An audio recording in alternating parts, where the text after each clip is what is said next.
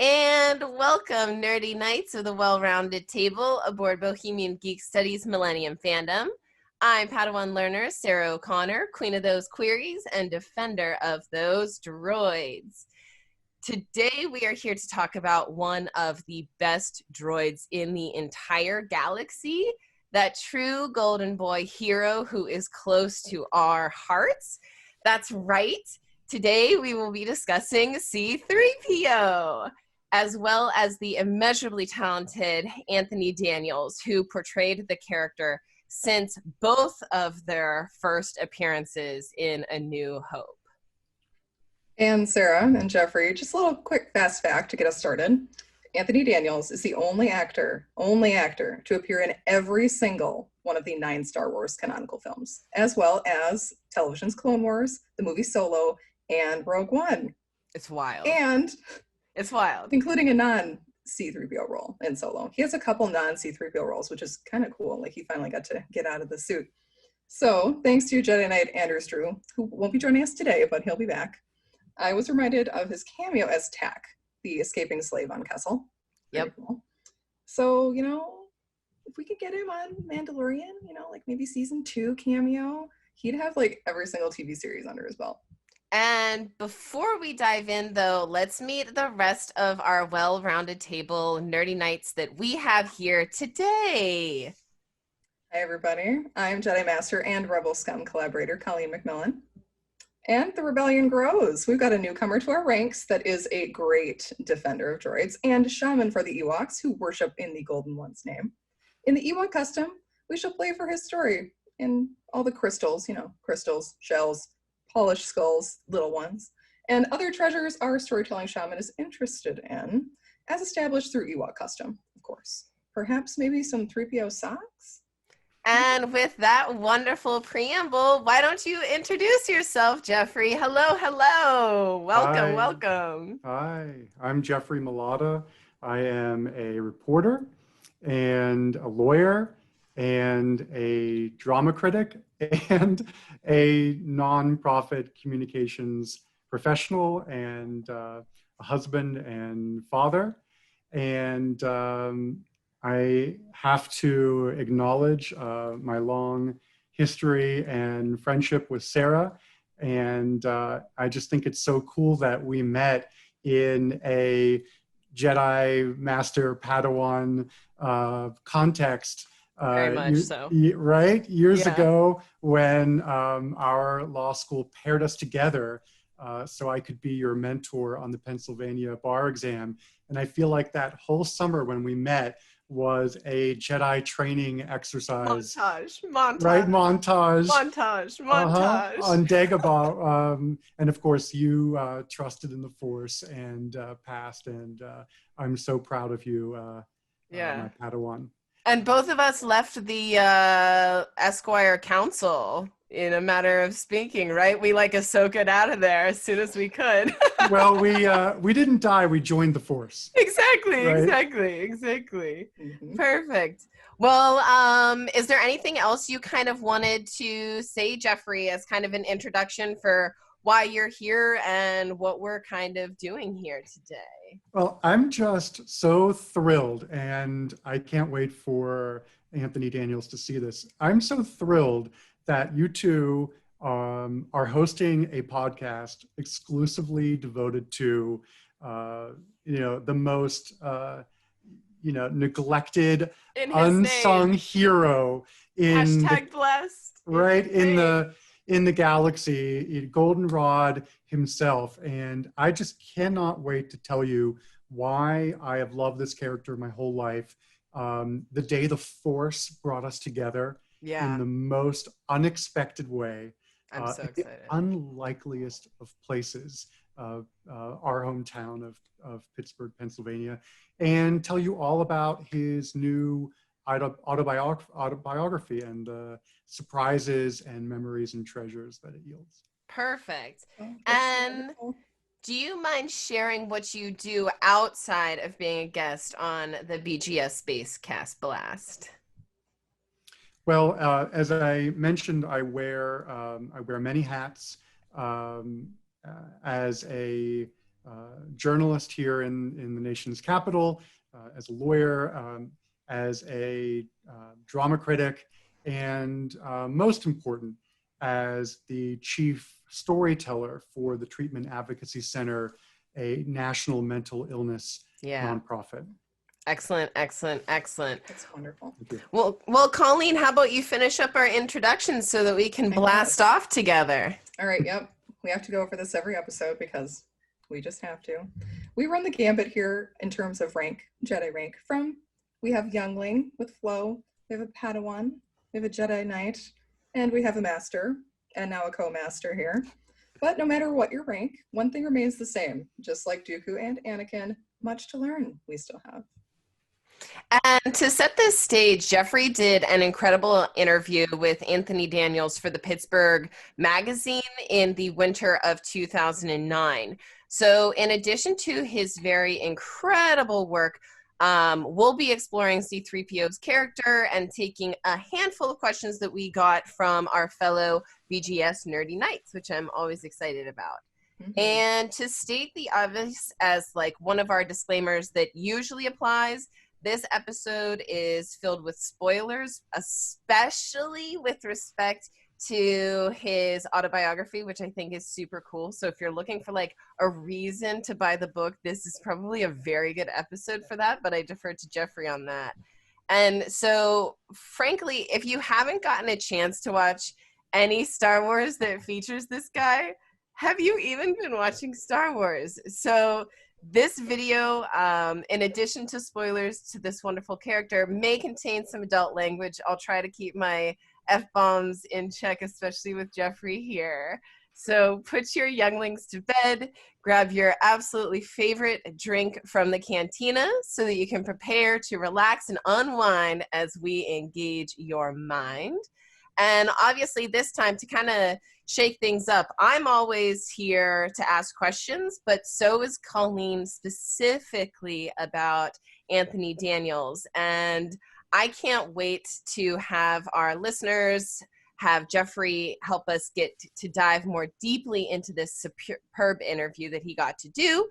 So without further ado, Geoffrey is going to remember the Q&A to the best of his ability, and I think I'm ready to go. What about you two? Oh, yes. Let's do it. Mm-hmm. Perfect. So kind of to set the stage as like an appetizer, why don't we first talk about why are we here today? Why, exactly as Geoffrey was talking about, why elevate a character who has long since deserved elevation? And perhaps, dear listener, you're wondering, why am I saying these things? And why was Geoffrey saying these things? And after we kind of understand that, I want Geoffrey to give us in reporter fashion the kind of who, what, where, when, why, and how of why we are here today with respect to the interview. So Colleen, why don't you kick us off on why we love this character? Okay. Oh, 3PO. He was never my favorite Star Wars character, but I always liked him.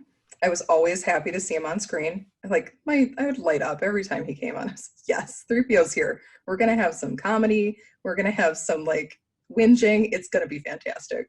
And I think that says a lot for Daniels' performance, which is legendary. His performance is just fantastic. Not just the vocal work, but the physical work included. I like that he's different from the other characters. He really doesn't want to be there. Yeah. He doesn't want to go on an adventure or to be daring like R2 does. He just wants to show off his language and diplomatic skills. And the etiquette skills too, of course, because he also has that down pat. He really deserves to like retire at a pleasure palace where really like delegates just always roll in on a rolling basis so that he's always needed but can like relax. He deserves that in retirement. Exactly. Like relaxation for 3PO is doing all this protocol stuff that other people don't want to do. This is like his jam, his mode. He wants to be doing this. And for the most part in Star Wars, he doesn't get to do it. He gets dragged along on all of the adventures with everybody else. Like, my other favorite thing about him is that he does care about the people in his life, even though he seems like he's just along for the ride and is being tortured by the fact that they drag him places. Like, R2 isn't just his comedy partner. Like dragging in places is a Making very him nice be word for disassembled. what happens. That's such a Putting his delicate head on phrasing. backwards, it's fine. Everything's Yeah. fine. Poor 3PO. A lot of bad stuff does happen to 3PO.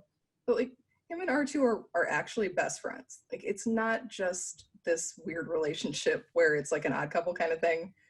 Like they actually care about each other and love each other and Yeah. would always be there for each other. Even though poor 3PO gets mind wiped a bunch of times. Yeah. R2's always there to have his back. He cares a great deal. You're so right about that. That's the beauty of his character and of Daniel's performance. It's so much more impressive when a hard man weeps or a cynical man cries, don't you think? Yeah. Like Spock. Yeah. We're told Vulcan, right? Yeah. We're told Vulcans don't feel emotion. Yeah. So when Spock lifts an eyebrow or cracks the tiniest smile or sheds a tear, we are deeply moved. Yeah. It's like a Finnish person smiling, and I can say that with my Finnish mother-in-law. Hello. You know, it's a subtle, it's a you're treasure. so right. It is. Right? It is. It's a treasure. Well put. Yes. And it's so exciting for us as the audience to detect, to see that momentary flash of humanity on the face of a Vulcan or a droid. That universal humanity peeking out, right? Yeah. I could also, as a 5-year-old boy, really relate to C-3PO. Daniels, in an interview with the Washington Post, recently described C-3PO as slightly prim, overeducated, over-didactic, preachy, who has got this tremendous vulnerability and no sense of humor. And that's kind of why we like him. I love him. Right? And I agree with all of that. You know, the working title of Daniel's autobiography was going to be Telling the Odds, right? As in, never tell me the odds. Yeah. And all he knows how to do, let him do it. Right. And as a future lawyer, I have to tell you both, I could really relate to 3PO's sense of caution. Yes. Oh my goodness. Everything's a risk. Everything is a risk. He's always calculating the odds. You know, his trepidation and if I could be vulnerable with the two of you, please. His anxiety. Yes. Anxiety. Yes. You know, he possesses, Colleen intimated this before, you know, he possesses many skills. Yeah. Many impressive skills, right? You know, he's fluent in over 6 million forms of communication. Yeah. He's a master of etiquette and protocol. And you know what? Those skills are utterly incongruous to his present situation. Yeah. And that makes us pity him and laugh with him. Yeah. At the same time. But it's also pitiable and it's funny. It's also wild because, like, on the one hand, it seems so like unable to connect, and yet he is the unifying connector of any different culture. He is the gateway to deeper understanding, a better understanding of the security and the risks and everything. Like, so many different people tell him to be quiet when he's about to share something very pertinent that only someone from the planet would know. I mean, I don't want to cut you off, Geoffrey, but one of the things that I loved about him is he showed me, like, from a very early age, and I think a lot of creatives can look at Lucas's work as a creator as to, like, what was inevitably possible in my lifetime. Like, I knew and I know that, like, computers now exist that can do some of the language that C-3PO can do. And I just looked at him like he was a gosh darn superhero, because no matter what, he could figure out how to connect or identify something,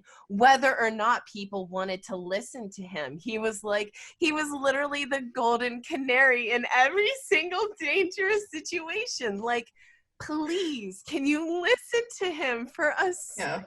You told him to do something and he did it. And now he's like talking to the Falcon, or he's talking to an Imperial computer and he's trying to tell you what it's saying. And you're like, shut up. And he's like, but you told me to do it. Yeah, you told me. Like, it's don't harm the messenger. Like, Well, messenger, he kind of has a Cassandra complex. Yes. If you want it, right? Yes. You know? Thank you. Say it. Preach. Maddening must it be to know the answers and have no one listen to you. If only I could understand what that feels like. If only there were a current situation that felt insurmountable, where there was an expert or experts across the galaxy uniting to defeat the odds. I wish I could relate to that, but I guess I'll just have it pictured philosophically in my mind.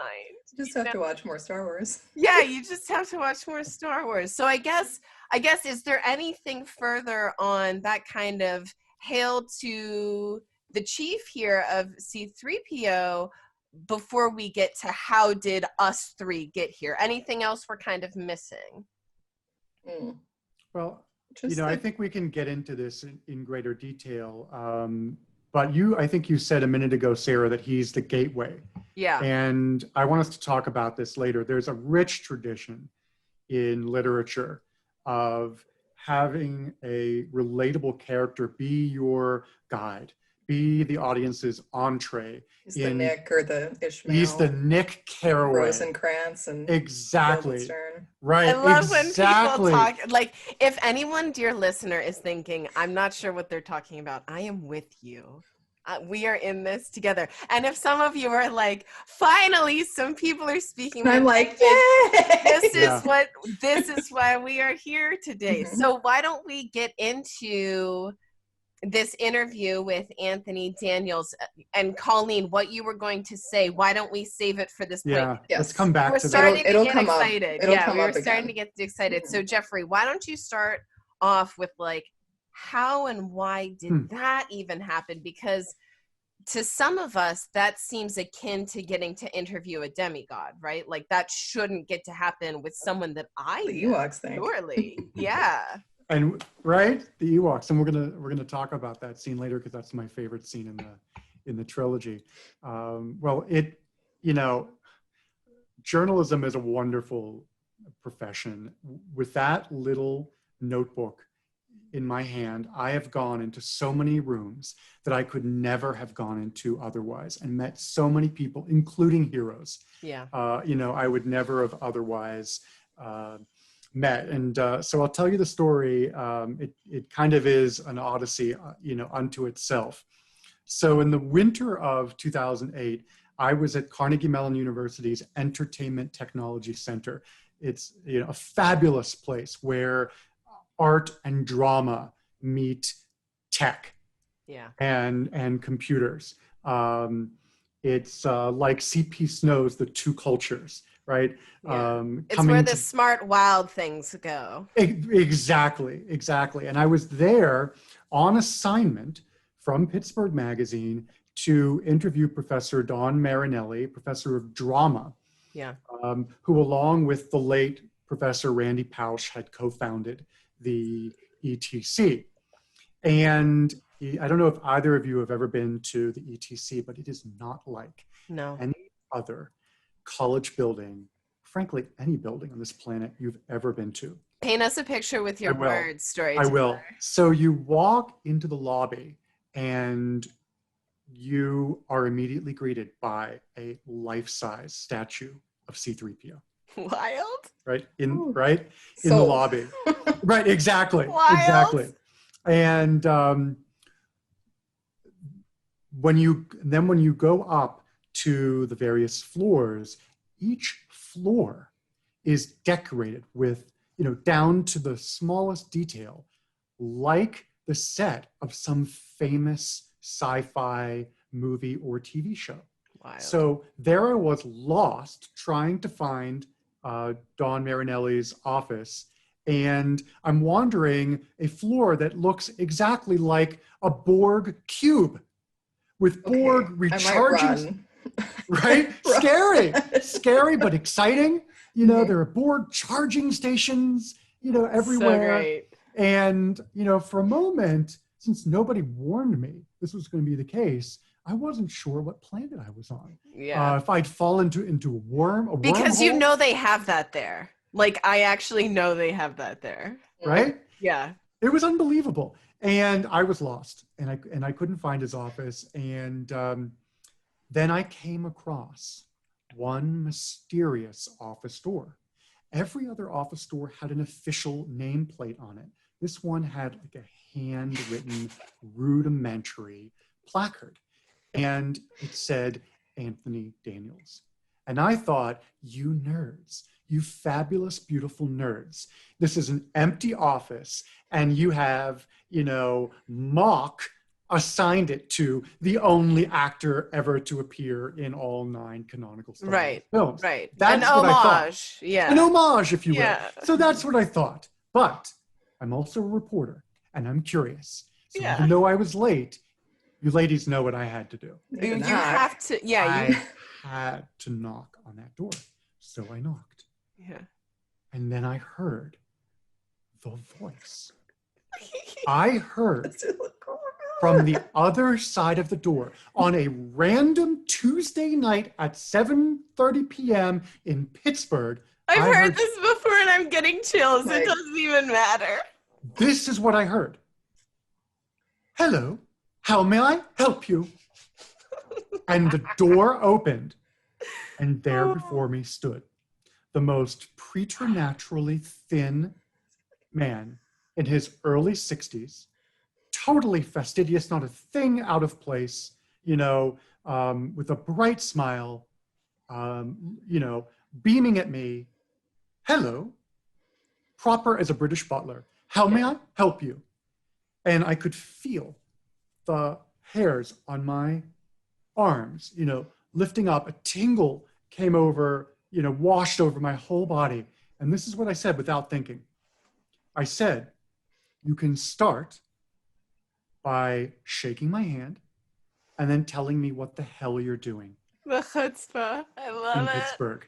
He's like, oh my. Yeah.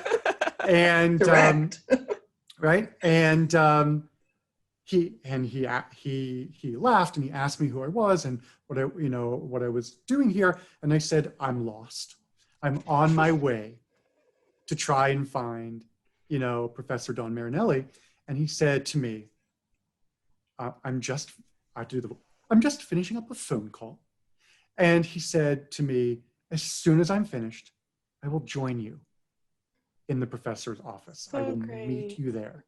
So I what go a up, hero. right? So I go to the room and I meet with Marinelli, and you know, we've started the interview, you know, for the other assignment, and then in walks C-3PO.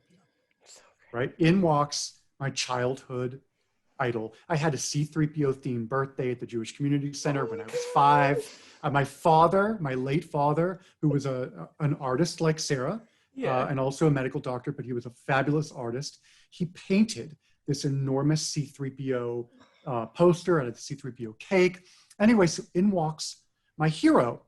And I kid you not, the sun is setting. This hot copper sun is setting. It is melting into the Monongahela River. The music. Yes, it is melting into the Monongahela River behind us.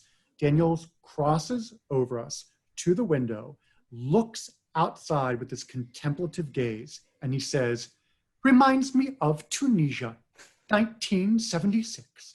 And he begins, sua sponte, on his own, he begins to regale us with tales from the set in Tunisia, 1976. He proceeds to tell us these things, which I cannot tell you, which were off the record, like to give his most intimate thoughts on each of his co-stars. You know, and I'll just say, if you want to come on, dear sir, dear great one, and dish a little bit, you know what? If you only trust Geoffrey, we can make this work, people. We can make this work. So I'm putting it back out there. I'm putting it in the galaxy. Help me. C-3PO, you're our only help. Well, when we talk about the book later on, I will tell you that one of the things he confided in me was in the book. Yeah. So I can finally tell the story of the cast member he did not get along with. Oh, good. So okay. We have that. We have that. We will get to that. But like a good reporter, I never burn my sources, and it was off the record. So Yeah, that's a bring. That's a vocab moment right there. Don't burn your sources, reporter. Never. And so then this wild thing happens. I realize that I'm loving all this, but I'm here. I have a job to do. I'm being paid to interview Marinelli, and so then I do the unthinkable. I have to shoo my hero out of the room, right? Because I have a job to do. And, right? You had to tell C-3PO to be quiet. What a Greek-worthy quest. Right? I have to telegraph to him that I'm loving this, but I have a job to do. Yeah. And so he leaves. And I get nothing. I get nothing on the record that I can use. I have nothing, but this encounter. So I go home and I call one of my best friends from Pittsburgh, another lawyer, Ryan Tutera, and I tell him, and Ryan says to me, "You are the worst journalist I have ever known." That's a good friend. Yeah, right? It's because of him that I ended up getting. That's what I'm saying. It's all because of friends. True friends tell hard truths. True friends stand up to you, right? Yep. And, as Dumbledore says, it takes courage to stand up to, your enemies, but more courage to stand up to your friends. We don't even prompt this stuff. You know what I'm saying? Right? It's true. So Tutera tells me, gosh, you are the worst reporter I know. You got to have an exclusive. He's here. No one knows he's here. I've never read the story that that Daniels is an adjunct professor of drama at the ETC, and you have this, and you get your ass back in there. That's what he said to me, and you get that interview. That's great. So I call the vice president of communications for Carnegie Mellon University, and I throw myself at the mercy of the court, at his mercy, and I tell him, here's the situation. We have an exclusive. I know you're helping me do this. This other story, but you got to get me Daniels. Yeah. He says, I will try my hardest, but you need to know something. You need to know that tomorrow at 2:00, he's on a US Airways flight back to London. So bizarre. So it's tomorrow. It's so bizarre. Or nothing. Either the force is going to be with you or not. It's not, yeah. So he promises me that he will reach out to Daniels and we'll see what happens. And so then I go to Qdoba and I get a burrito. As you do. As you do. And I'm sitting in my bachelor pad, eating a burrito by myself. A few minutes later, and my phone rings. Yes. And I don't recognize the number, and I pick up the phone, and this is what I hear. Hello, I'm told you want to interview me. My heart is pounding, and it's C-3PO. Excited, yeah. It's Anthony Daniels. What an honor. What a mensch. What a mensch, as we say in our tradition. He says to me, I'm on this flight back to London in the early afternoon, but if you can be at my office at the Entertainment Technology Center at noon on the dot, you've got your exclusive interview. Well, I'm going to be there. Right? And of course I say yes. But problem is I have a day job. I'm not a full-time reporter at this stage in my life. I'm doing it on the side. I have a full-time job as assistant district attorney of Allegheny County. I'm a prosecutor, and he's a Jedi. I have like 20 cases, right?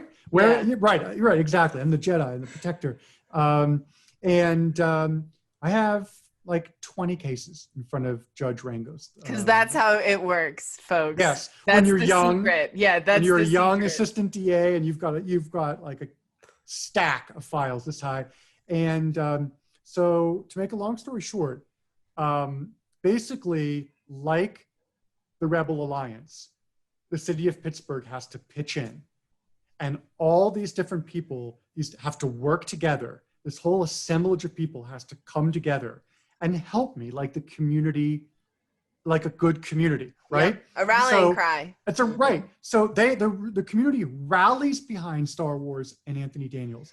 The judge agrees to the exclusion of every other lawyer that day. She agrees to call each one of my cases in order first.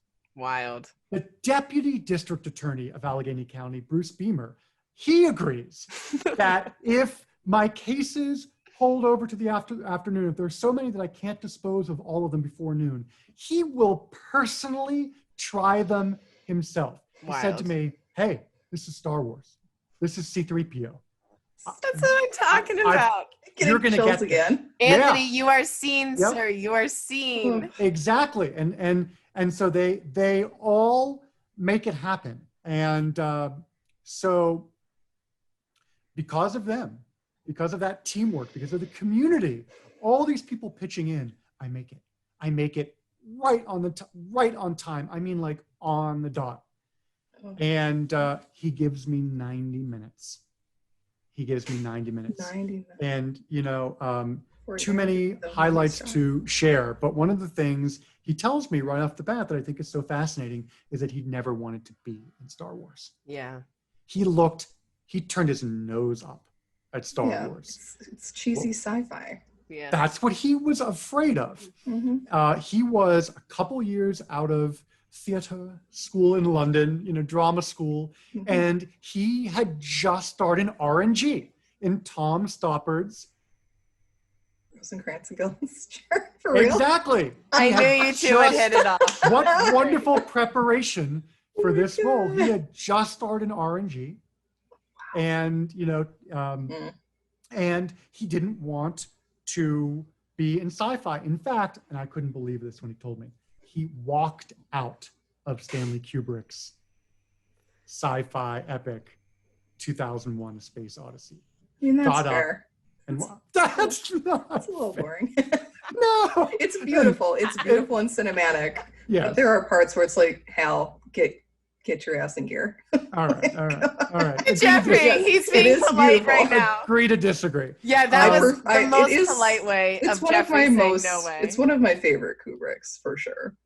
There are just parts I appreciate it more now that I'm older. The first time I saw it, I was like a tween.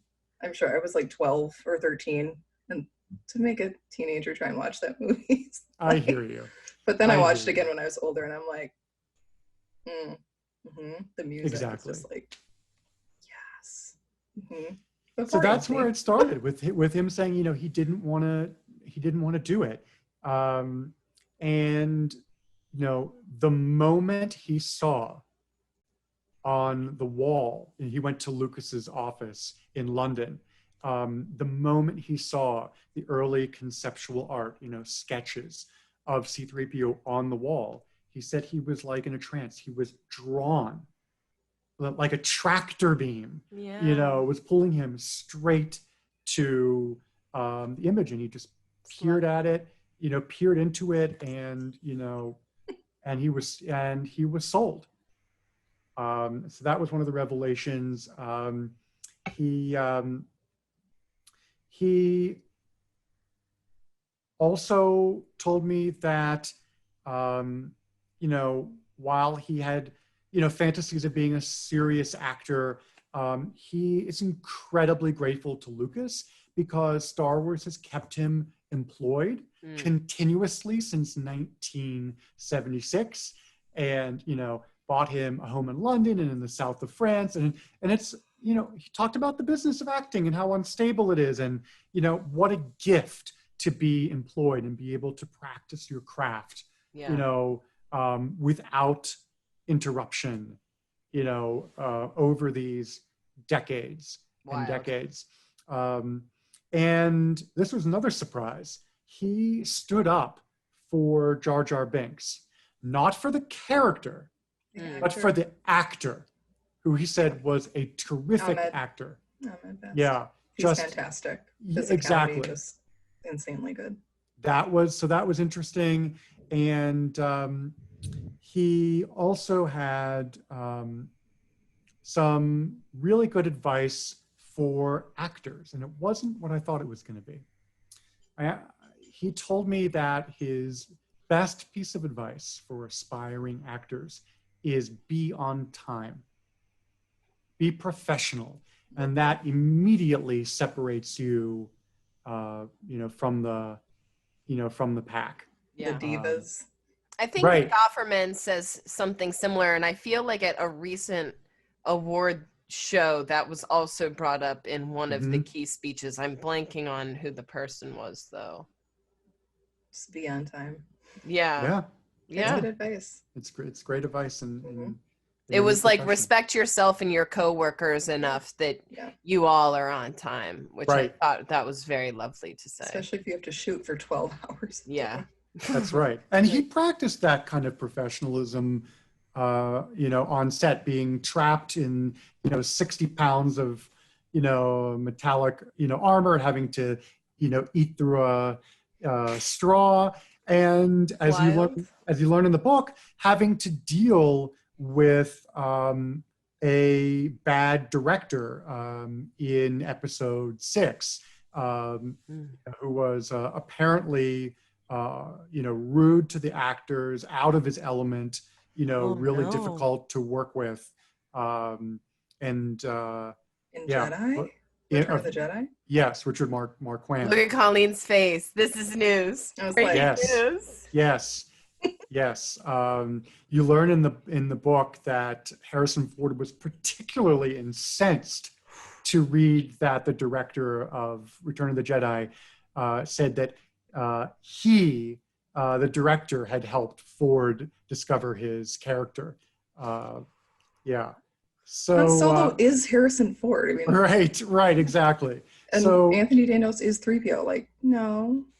Daniel's I'm shocked. Daniel's the consummate professional, practicing what he preaches. Wow.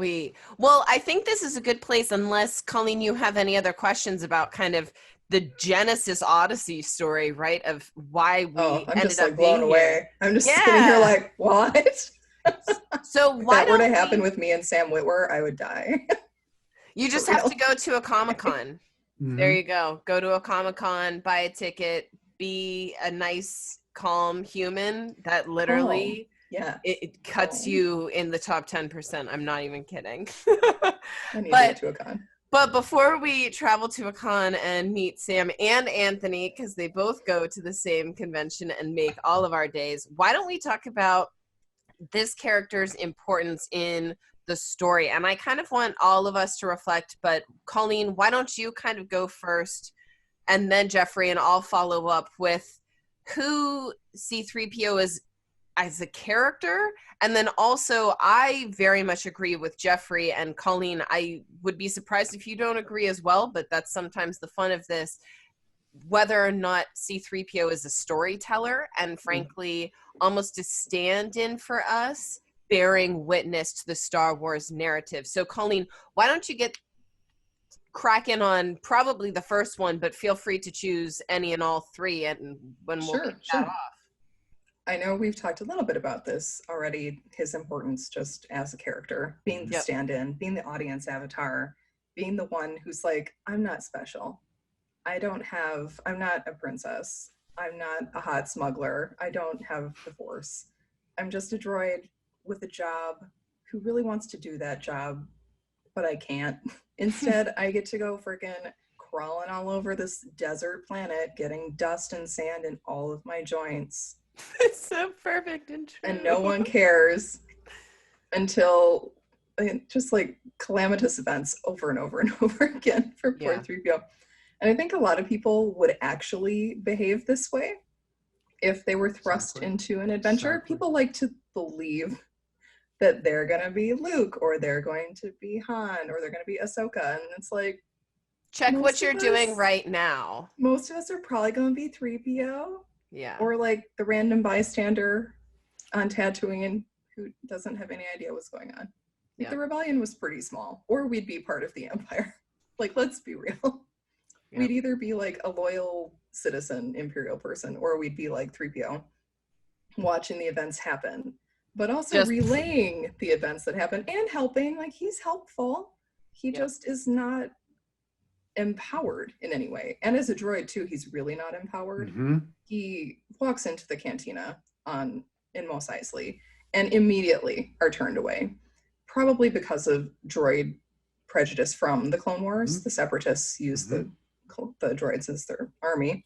So of course, some of the worlds aren't going to be super happy about droids of any sort. But he's used to it, though. He's like, yeah, Luke, Master Luke, I'll just go wait outside. So sad. It's so sad. It's like he knew it was going to happen. He knew it was going to come, and he's like, I'll just go wait outside. But yeah, he's important as that kind of audience stand-in to be like, you know what? This is what most of us would be doing. And being like, no one's listening to me. Yeah, seriously. We have these times where we like spout off about the unfairness of not being listened to, but at the end of the day, if there are unfair rules, most of us will just shuffle along and just try to make it until the next task that we hopefully can fulfill and be seen for fulfilling. Exactly. How about you, Geoffrey? What do you think? I agree with everything Colleen said. I mean, he's just trying to survive in a violent, turbulent, fantastical, overwhelming world. Yeah. And he does it through, his facility with language. And even more important, he does it with heart. He does it with friendship. I think one of the most moving scenes in the trilogy is when R2-D2 is scored by laser fire and charred after the battle above the Death Star. The Yavin battle, exactly. And C-3PO says, "Take my body parts. Take me." I'm gonna start crying. Yeah.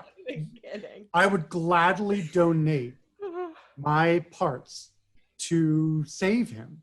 I love that. And as you said, he is the Nick from The Great Gatsby. He is our guide, our entree, our frame of reference to this completely over-the-top world.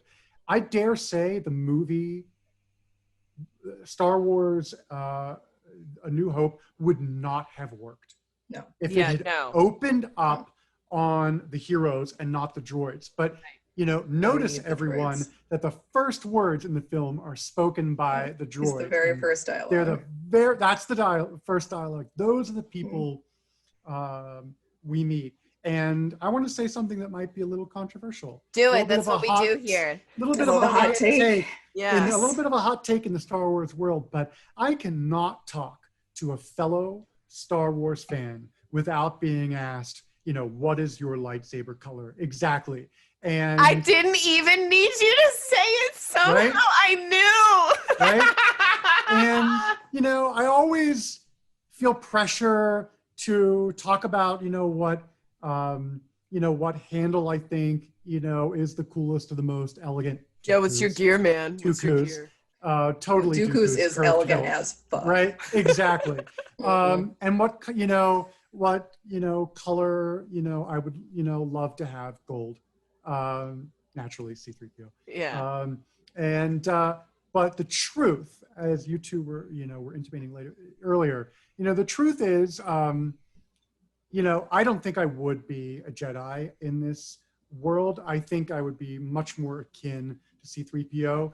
And, I think that he is the relatable one, not the hero. And although it is a hero's journey and Luke does change, and so does, Aragorn from the, from Lord of the Rings, Aragorn, changes from Strider into Aragorn, and Luke changes from the farm boy into the Jedi Knight.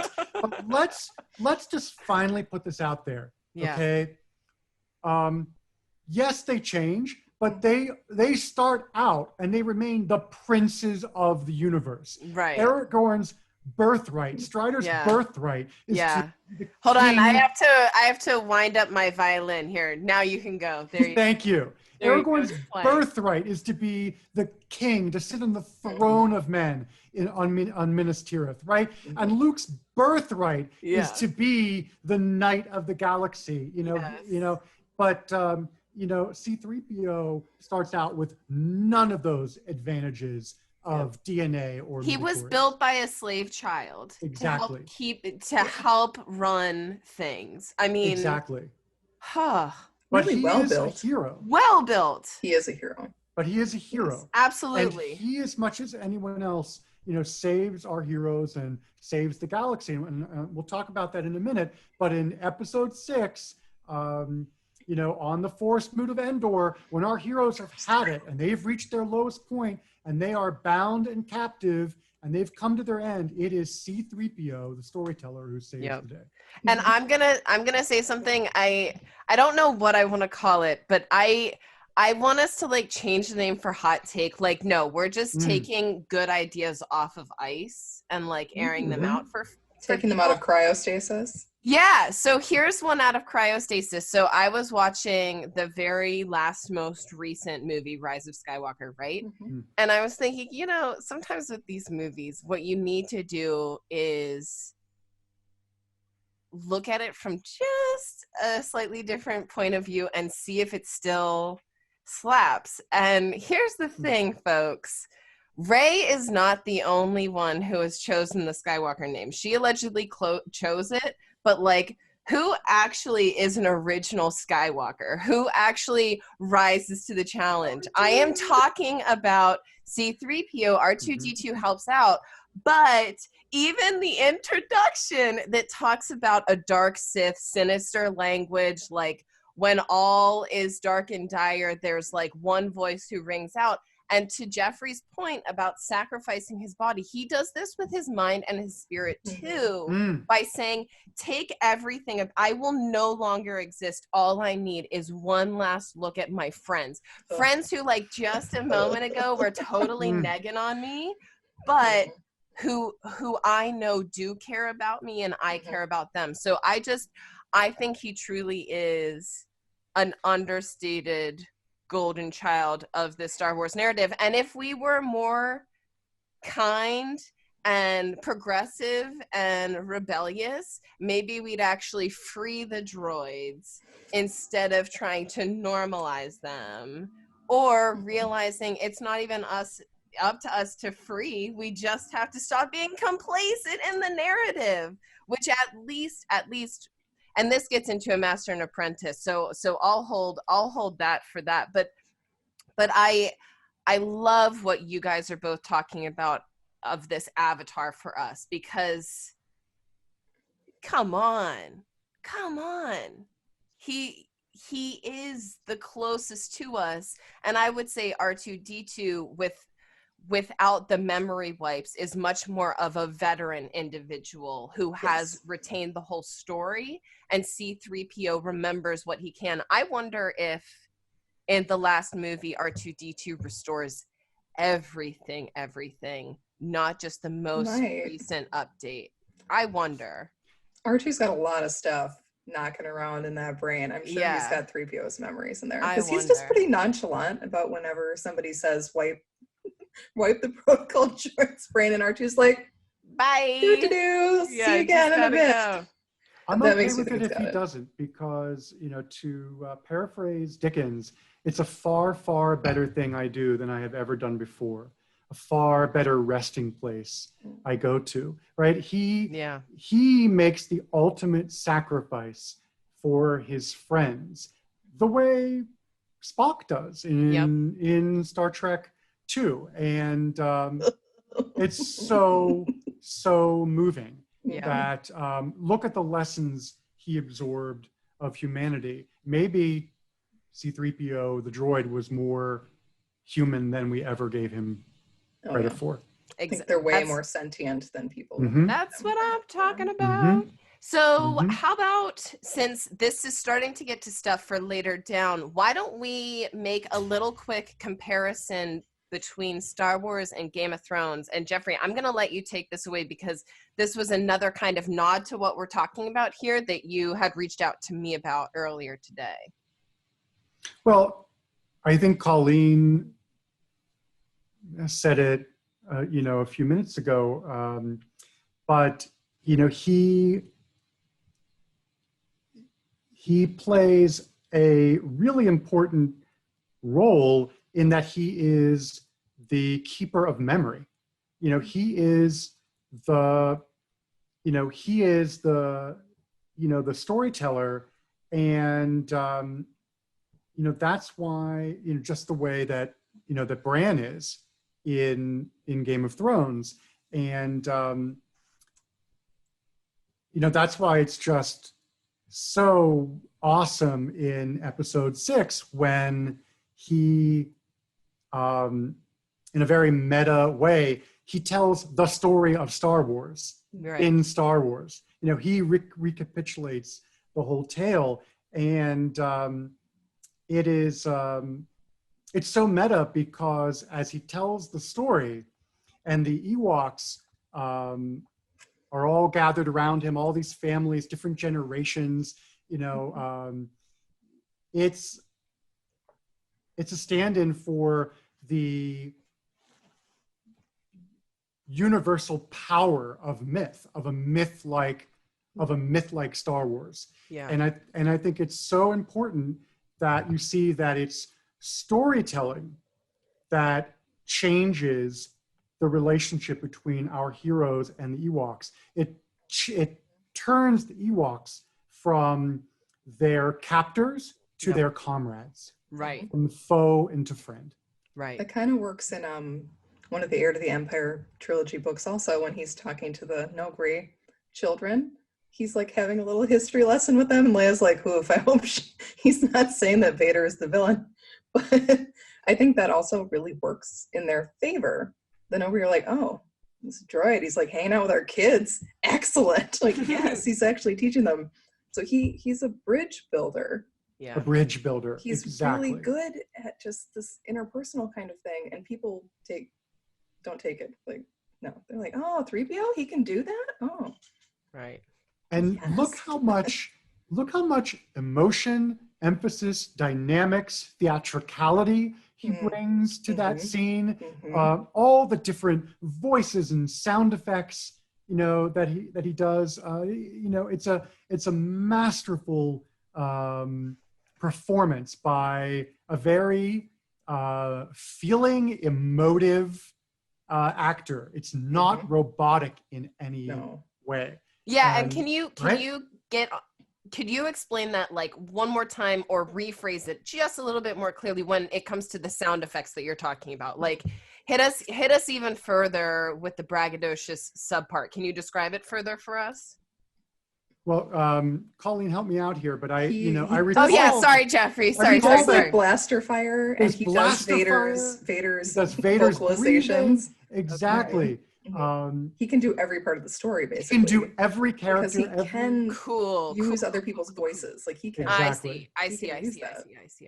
Okay, he's so emotive when he does that scene, and you can tell the Ewoks are just like, yeah. Okay, whoa, yeah. I was like, they're hugging each other. They're on the edge of their seats, and that's us. Even R2 is like, whoa. Yeah, and I'm going to blow your minds for a second. I think that, kind of like the movie Galaxy Quest, that moment is one of the greatest nods and greatest statements on fandom in film history. That is the Return of the Jedi acknowledging that we are the Ewoks, how much pleasure we get out of this tale and how it binds us with different generations. I mean, how many of us saw these films growing up with our older siblings, with our parents, right? And also how it binds people across cultures. Who is in the room in that hut for that story? It is, it is Han Solo. It is Leia. It is Luke. It is all these Ewoks, people born on all these different planets from these different species. Yeah. And what is the common denominator? Storytelling.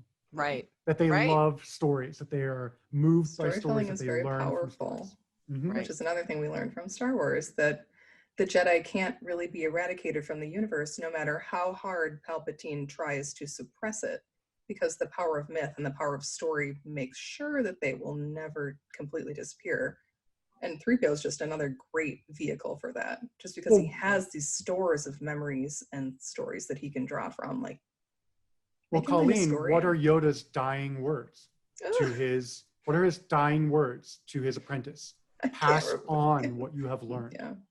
You're not complete as a Jedi, he says, if you hoard this power. Right.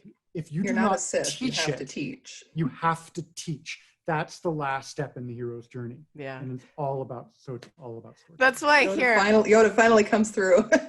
Here, It took him a while. I'm gonna tease Colleen a little bit, because Geoffrey, you'll appreciate this from the reporter standpoint, but it comes to sharing knowledge. So Colleen, all she does is like pre-release information, like as much as like I actually merged the words, right? Because it's as much as possible, as fast as possible, with respect to like another series on a character study we're doing with Ezra Bridger. Mm-hmm. And so someone had asked, like, oh, well, where could we get like the rest of the essay that you're going to be covering? And of course she drops it. We have 3 more parts to go. And like, I didn't even think. I was like, all right. it becomes like a Sith versus Jedi, assuming we can only have those 2 archetypes, argument of like, do we hoard the knowledge until it's the best time to release it? Or do we set it free as C-3PO would and tell it as widely as possible, as best as possible, even if we stumble along the way doing so, because stories need to be told. And so I think maybe since stories need to be told, there was one other insert that you wanted to share, Geoffrey, from a book, and or is this now where we can move on to topic 4, where we talk about C-3PO and R2-D2 both on and off screen? Well, I think talking about the book would be perfect now. Let's do that. Let's do that first. Revelations from the story, from Anthony Daniels' story. And I was telling you both before we started that it's hard to know where the character of C-3PO ends and Daniels begins. In the book, he is very conversational, confessional, vulnerable about how often he felt underappreciated and neglected, the actor. And I learned some things that I didn't even know, despite interviewing him for 90 minutes, that he felt cut off from the other actors because it was so hard to get him in and out of that heavy suit in the desert, and that even though he adored Harrison Ford and Carrie Fisher and Mark Hamill, and they were a group, they were the Americans and he was the Brit, and there were times, a true language barrier of sorts, exactly, that they kind of had a shorthand that that he didn't. But then he told these stories that made me feel for him so much that when the movie came out, that the studio kind of conspired, was quite happy to let the public believe that there was no actor in that suit. They didn't want to, break the illusion. And so they didn't promote his performance. I'm like chewing on my lip. That makes me so anxious. Yeah, and he's such a talented trained mime and actor, and brought so much humanity to a very limited, difficult situation. He was the one who came up with 3PO's geisha-like shuffle. It was his idea to make him seem like a servant, a subservient, servile, British butler. Key characteristics, key traits that are recognizable. Exactly. And he tells this actually by turns pitiable and hilarious story about being a presenter at the Academy of Awards that year and losing his badge, losing his credentials, and having an armed security guard want to arrest him as an interloper. And him saying, you know, I'm in Star Wars. I played the golden robot, and not being believed, and having to escape on an elevator to avoid being arrested prior to walking out on stage to perform, you know, at the Oscars. You know, so you know, all kinds of interesting, you know, revelations there. Oh, and also, you know, he talked about how annoyed he is when people think that he was only cast because, as I said, he is preternaturally thin. And yes, he is naturally thin and he can fit in that costume, but you know, that's not enough. That is not enough. Not to play that character, like not to play that character, you know, exactly. And there's something else that I want to talk about. Yes, please. From the book that actually circles back to my interview with him. I didn't know until I read the book. Right, the circle is complete. Yes. I didn't know until I read the book that many people have, because the autograph business is now a commercial, you know, big business. Over the years, many people have tried to counterfeit his autograph. And that one day the FBI called him and asked him to testify as an expert witness in a forgery trial. And he was shown his signature, you know, on the witness stand, and proved that it was a fake. And now I feel so much more blessed that at the end of my interview, I presented him with a book to sign, and I thought so hard about the book. The book is by Lee Gutkind and of Pittsburgh, and it's called Teaching Robots to Think. Perfect. And it's a nonfiction book about the robotics program at Carnegie Mellon University. Perfect. Right? Gutkind, you know, went, you know, immersed himself, embedded within that program to write this book. Daniels was so like some touring tickled. Stuff there. That's yeah. Great. And Daniels was so tickled when I presented this book to sign, and he signed it, and I have it on my bookshelf, to Geoffrey, yours in the force, Anthony Daniels, C-3PO. And so Anthony, perfect. if you're watching, I will never sell your autograph. It is precious to me, as Gollum would say. And one day I hope to pass it on to my son. Aww. Oh Perfect. my gosh, that's so good. Well, what a gem. Love that.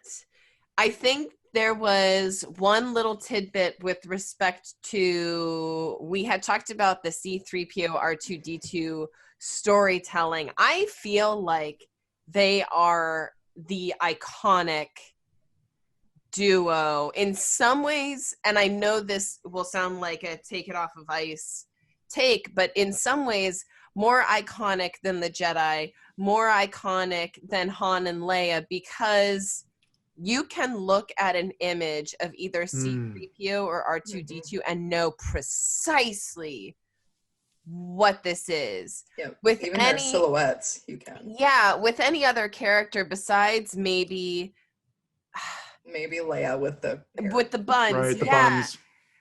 There is nothing that, like, if you go to another country, I'm saying, that would immediately snap and translate. But maybe I'm wrong. I don't know. I haven't pulled this, but that's just the sense and the force that I get with that opinion. What do you two think? Highly recognizable. Definitely. Not just that, instantly funny.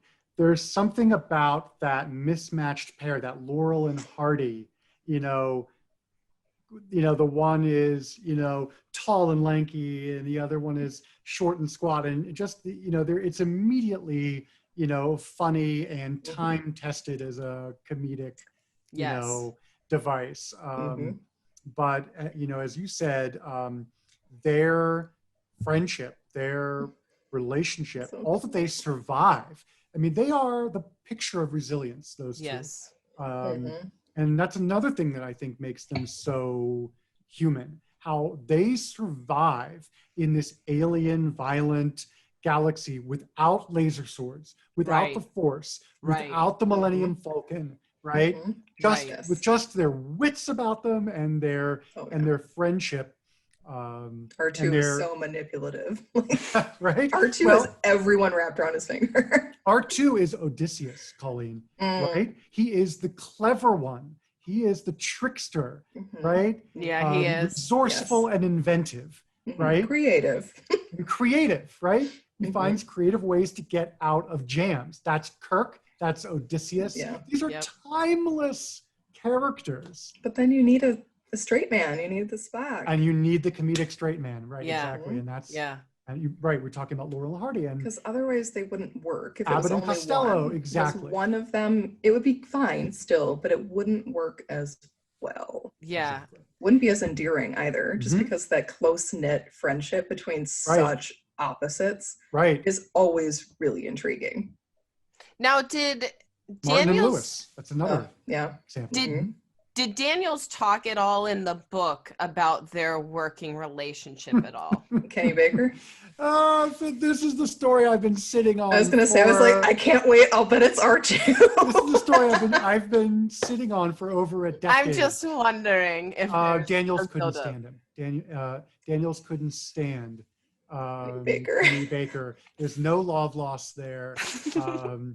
And Acting. I just made Watson, it made the acting. acting even better, though, I'm Yes. sure, because Right. that antagonism was there. right, But they were in it together. Like, they were both in these awful Yeah, costumes. they were. So he talks about this in the book, and I'll try not to get too X-rated. No, we're fine. We don't mind. We're on the adult channel This now. is like, So- yeah, we've been actually very gentle tonight.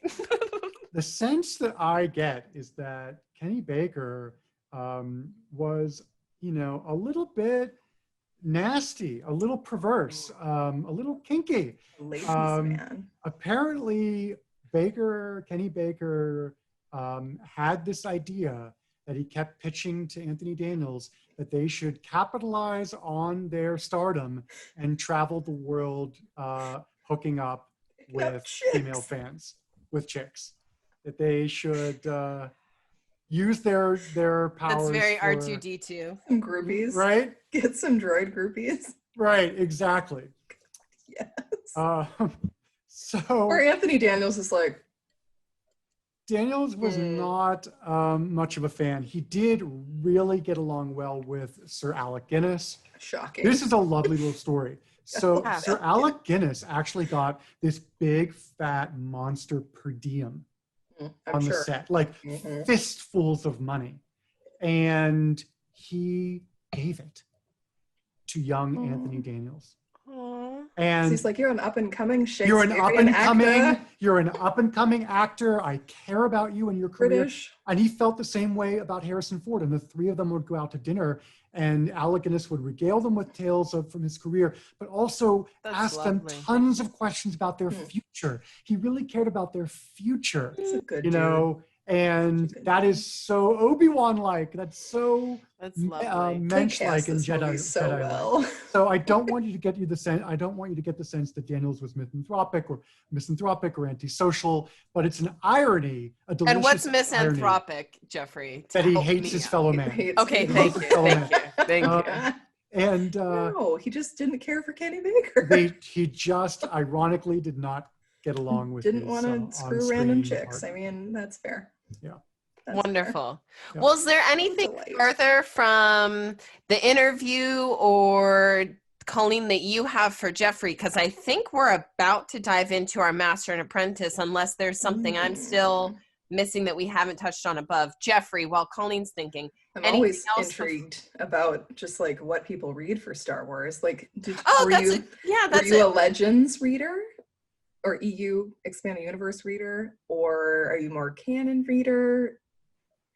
I am very recently getting into the books, like last year, maybe like last winter. Just started reading the book. So I will answer your question with a story.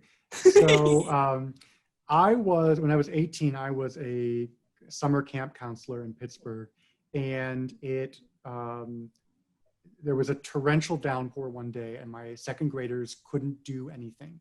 They couldn't swim. They couldn't play outdoors. They were trapped in the pool area all day. And I happened to have the novelization of Empire in my backpack. And I gathered the kids around, and they all sat in a circle, kind of like You Ewok 3PO'd kids. them. I 3PO'd them, kind of like the Ewok kids. And for the entire day, I read the novelization and I acted out every single character, including Leia. And So will you do that for us? Can we do that? Maybe in another podcast. Yeah. Well, no. Okay. We'll That's an take this ask. off of there. Yeah. I had to cool. And it now totally that we've worked. asked. You know, they were probably too young to know this series or know much about it. This was 1996. They were in second grade. So it was before the prequels had revived interest in a whole new generation. So I don't assume they even knew this tale. Yeah. And they sat quietly on the edge of their seats, you know, frightened in the right places, moved in the right places, you know, laughing in all the right places. And that's the universality of this story, of these myths. Absolutely. And that was just... It's not just a simple story of good and evil. It's not. Anybody who says that doesn't really... Not at all. I mean, look at Vader. I mean, he is exactly like these more postmodern villains, you know, like in Game of Thrones. He is, you know, the union of light and dark, of good and evil. He's the anti-hero. Yes, exactly. You know, there is that scene. It's such a subtle thing, but there's that scene, you know, in the hallway on Endor, when the father and son have a confrontation, and you know, they fight, and they both have different ideas of what the son's destiny should be, right? And when it's over, Darth Vader leans over the railing and sighs. He does this deep exhale, you know, and it's like a dad. Like a dad. Sons have been troubling their fathers since the beginning of time. And it's so relatable. It's so universal, right? He's not just a two-dimensional monster, you know. He's very tragic. He's not Sauron. No, you know? He's not. You know, he is, in that moment, Colleen, you're right. He's just a dad. He's just a father. He is. Yeah. Like, I mean, we don't say poor Anakin or poor Vader very often, but in that moment, he's just like, damn it, Luke, can you just listen to me? Can you just listen to your dad? One Father time. knows best.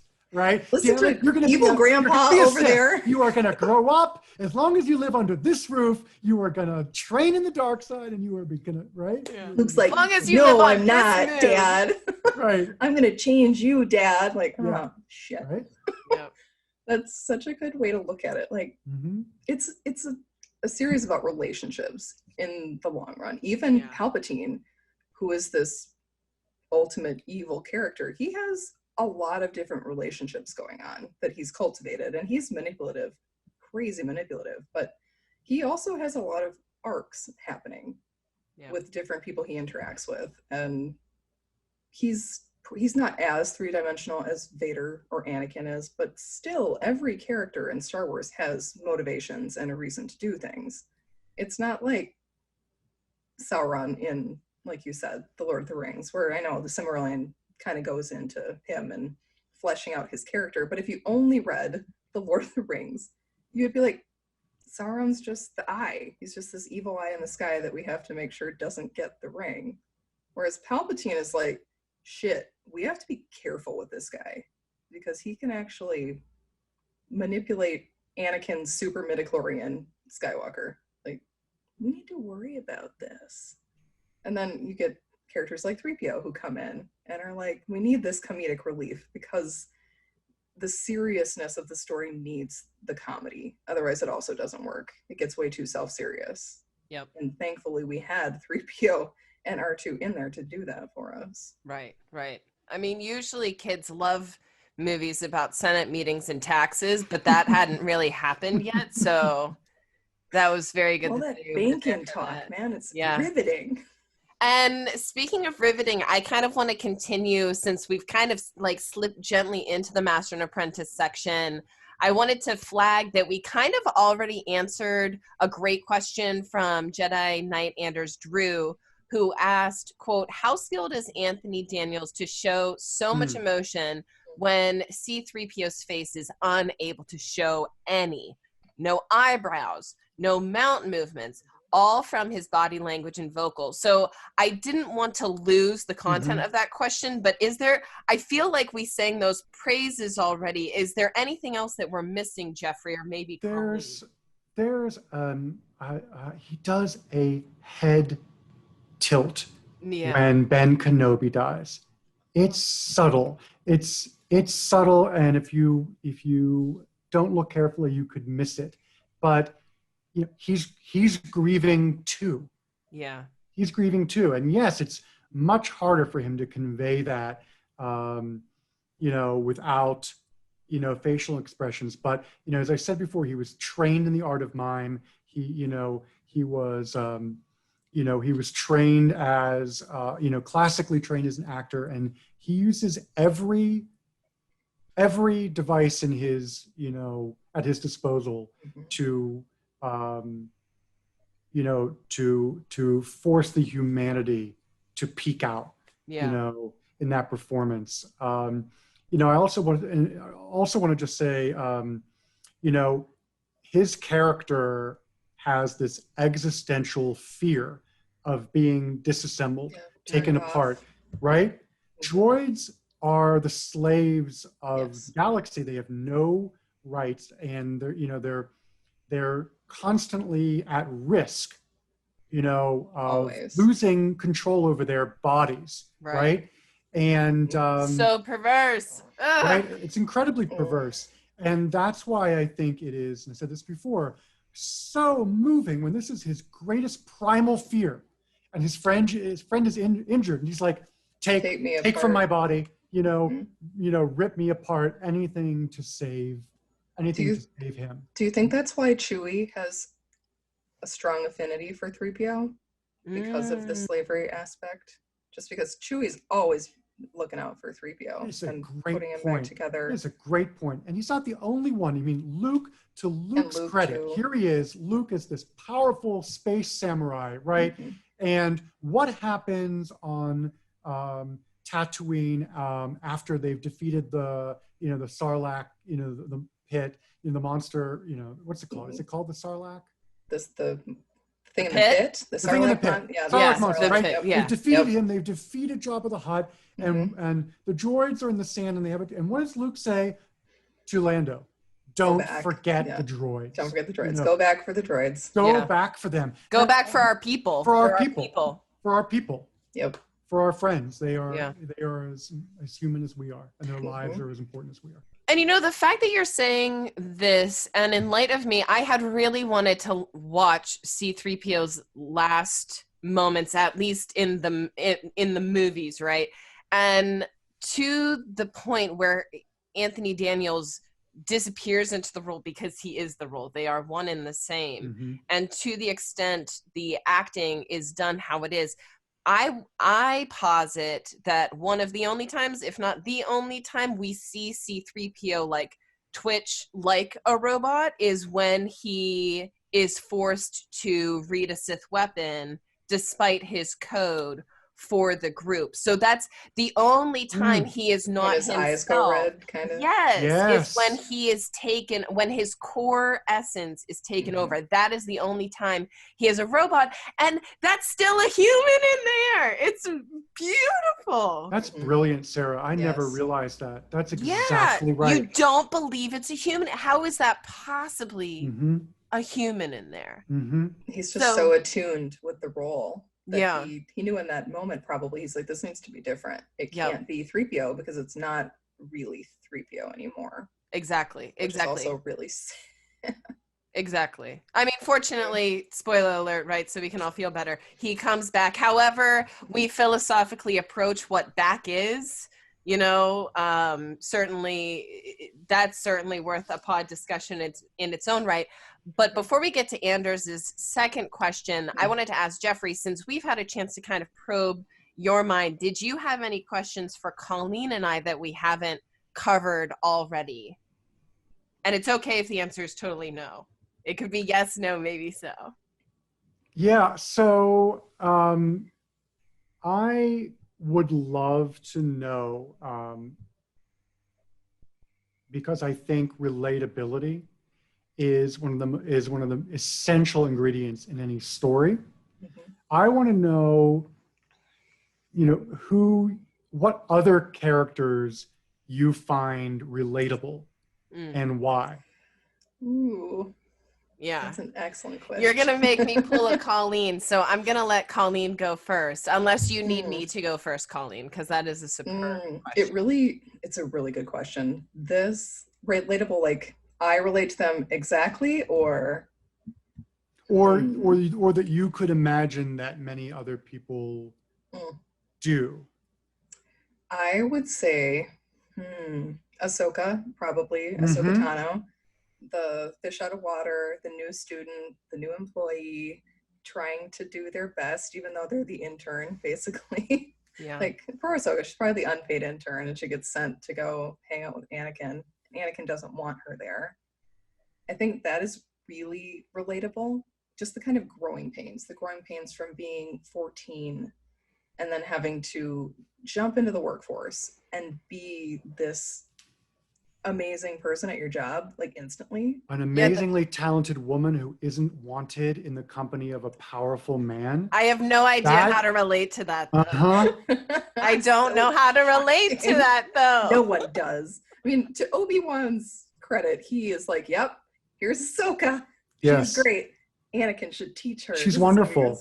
And she's fantastic. And she's thank you, Dave Filoni, once again. And spunky and speaks her mind. And she still, though, has a lot of growing up to do, which I think helped her character a lot. Because is again relatable. Talked about this in a past pod about how people didn't like Ahsoka at first, and it's like that actually speaks to how realistic she is as a character. And she was cut from the prequels. From the films. Just like. Yeah, you can't. I'm glad that they brought her back, though, for Clone Wars, because Filoni was the right person to bring her to life. That's what I'm saying. You can't meet Sansa. You can't have a Queen of the North until you Sansa Stark. Yeah, I don't know what to tell you. Ahsoka in Rebels, unless she starts out as Ahsoka in the Clone Wars movie. That you can. But not as a main character, really. You have to watch that kind of progression. Because then she becomes the same thing too. Then she just becomes an untouchable demigod. Like, she's a goddess. Yeah, which is what people are having problems with Rey. They throw a lot of shit at Rey for just being automatically awesome. And it's like, well, she's been living on a fucking desert planet her entire life. She's a there you go. Having a glass of wine. There we go. So that is a great point. And if you look at Dune, the classic sci-fi masterpiece. Yeah, Paul Atreides can do no wrong. Well, I was thinking about the Sardaukar. Why are the Sardaukar such fearsome warriors? Because they were trained on a totally inhospitable planet. Yep. Right? Yep. Just like the Fremen. Yep. Right? Yep. And, that's a great point about Rey. It makes sense. Fabulous defense of Rey that I haven't heard before. I, too, was bothered by the fact that I didn't see a rigorous training montage like Luke had on Dagobah. And I, too, questioned, are the filmmakers cheating? Right. Because her power doesn't seem to be earned. But you make a great point. Well, I think she's training her whole life, she just didn't know it. Exactly. She's more like an empath, where she can her one scene with Kylo, where she basically learns how to twist his mind control back at him. I think that's just like her extra Jedi superpower. Like, Mace Windu has the Shatterpoint thing, and Ezra has his empathic connection with people and animals. I think that's just Rey's extra power, that she's just intuitively able to take someone's power and reuse it to her own. Siler kind of does the same thing in Heroes. That's like his superpower that manifests. He can take somebody else's power and turn it around and use it himself. I think that's more what Rey is doing. but they didn't explain it. So it's kind of like, Mm-hmm. it seems like she's just automatically getting stuff that she should not be getting. Right. Well, then I'll answer this question by maybe bringing another point about Rey that I think is understated by saying, I'm going to act a little bit like Colleen because this is something that I'm working on and I don't want to like spoil it at all. But it is important for me to flag here that I think D-O, the character, that tiny little droid, he is one of the most relatable characters in the entire Star Wars canon. Left behind by someone either performing a task that they were fine with doing or should not have been doing in a time of war. Don't touch me. I don't know you. That doesn't mean that I'm a victim. It just means you don't have consent to touch me. When did you ask me? Like, no. And if you're really a hero, may I have my squeaky wheel fixed, pretty please? And if you do, if you actually address what the squeak is and you actually fix the problem, I will follow you into battle, ma'am. Let's get this done. Yeah, you have to prove you're... Yeah. So I think that tiny, eensy little droid that Poe Dameron had the unvarnished audacity to call Conehead is an understated hero, and I can't wait to talk about Dio a little bit further. So that's a great question. He's such a sweetie. Colleen, why don't you pose Anders's second question? Is this the one? Yeah, this one is about the good. phase. Yeah, the phase. Yep. So 3PO has been through a lot. Which phase, quote unquote, phase of his life do you think is his favorite? Just poor 3PO. Yeah, poor guy. Does 3PO have a favorite stage of his life? Like, let's say all of his memories were inputted back into him. What would be his favorite phase? Oh, there's no question about it. And Anthony Daniels and C-3PO are indistinguishable, on this point. It is when he becomes, for a moment, a deity. He becomes God. And he gets to put Harrison Ford in his place after, after suffering so many verbal, taunts and japes and jests. He gets to put Harrison Ford in his place and become a god for a moment. And he's a benevolent god. What does he do with his power? He just tells an awesome story. Yes. And saves his friends. Yes. Like, Han, you're going to get eaten. Just be nice for like 5 seconds. Yep, exactly. And I think, frankly, closing out on him having his godlike moment is like a great place for us to close out the interview. But are there any other closing thoughts before I kick us off for our final closing remarks? What do you guys think? I feel great. This is great. What a blast. I just feel so badly that Anthony Daniels feels like that he's been neglected. Yes. I feel terrible about that because he created one of the most iconic characters in film history. You see, we talked about this, you see that gold figure coming at you, you know who it is immediately. You don't need anything else. It's just right there. I'd like to jump off that and make this my final remark. Yes. I think that he went on a journey, and he did feel that way when the film came out. And there's a scene in the book. He and Lucas meet again in London over croissants. Of course. After the film comes out, and Daniels is vulnerable with him and tells him, this is how I feel. I feel like you didn't appreciate me or respect me, or my performance. And I feel like you conflated the problems with the suit with me. That that you and others took it out on hard. Me. Right. The actor inside the suit, that the suit, was cumbersome and difficult. Right, exactly. And, I just want to hear it from you, George, what you thought about my performance. And Lucas says, you were terrific. And Daniel says, let me hear you say it again louder.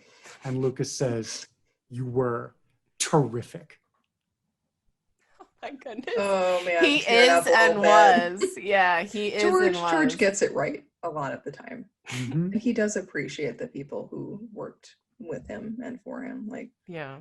And didn't Daniels get cosmic justice in the end? Because it is he who is the lone actor Survivor. to appear in all mhm, 9 films. Yep. mhm, Yep. yep. He has just longevity. People will Mhm. always remember Mm-hmm. 3PO. People, he says in the book that people come up to him today and say, I was bullied as a child, or I didn't Mhm. know where I fit in. And you spoke to me and I related to you. And, your role meant so much to me. And this film, and the way it brought, me together with my family, the way it was a reference, a common reference for us, a reference point for all of us, a shared language, a shared experience that was priceless to me. And he says in the book that he has never tired, of hearing that. And he's so happy that he and his friend, he calls C-3PO his friend, were able to do that for people. And that's the gift of acting and of You bring joy. writing and of painting and of podcasting. That's really the gift, right? It is. That's all It we wanna really, do. really is. People who create art are just trying to put a little of themselves out there and hope that somebody else listens or watches or sees it. Absolutely. And so with that, I have to say, y'all, join us again next week to geek out together on our next chosen topic. Until then, please subscribe to our That's great. podcasts on iTunes, Spotify, or wherever you get your podcasts. Subscribe to our YouTube channel and keep letting other awesome geeks who love exploring Star Wars or any nerdy topics for that matter, frankly, know about BGS and where they can find us. It literally does make an algorithm difference, and it makes an autonomy difference for us creators. Mhm. Send us questions you want answered during the Master and Apprentice section, or if there's a cool Star Wars tidbit you think we should include, by emailing us at bohemiangeekstudies@gmail.com, following us and reaching out to us on Twitters at Geek Studies and Instagram at Bohemian Geek Studies. And just, frankly, y'all, getting deeper involved in our shared geeking community in a galaxy close to your ears and our hearts. Thanks so much. Savers up and keep those episodes streaming. Bye, everyone. Thanks, everybody.